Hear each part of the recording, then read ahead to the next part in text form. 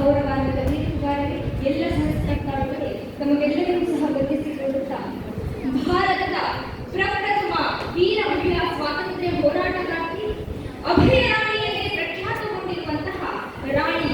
ಉಳ್ಳಾಲದ ಅಬ್ಬಕ್ಕ ರಾಣಿಯ ಬಗ್ಗೆ ನನ್ನ ಅನಿಸಿಕೆಯನ್ನು ಹೇಳಿಕೊಳ್ಳಲಿಕ್ಕೆ ಬಹಳ ಸಂತೋಷವಾಗಿದೆ. ಮೌಲ್ಯವನ್ನು ಒದಗಿಸುವಂತಹ ಪ್ರಾಮಾಣಿಕ ಪ್ರಯತ್ನವನ್ನು ನಾನು ಖಂಡಿತವಾಗಿ ಶತಮಾನದ ಉತ್ತರಾರ್ಧದಲ್ಲಿ ಬಾಳಿ ಬದುಕಿ ಪೋರ್ಚುಗೀಸರಿಗೆ ಬೆವರಿಡಿಸಿದಂತಹ ಕರ್ನಾಟಕದ ರಾಣಿ ವಿದೇಶಿ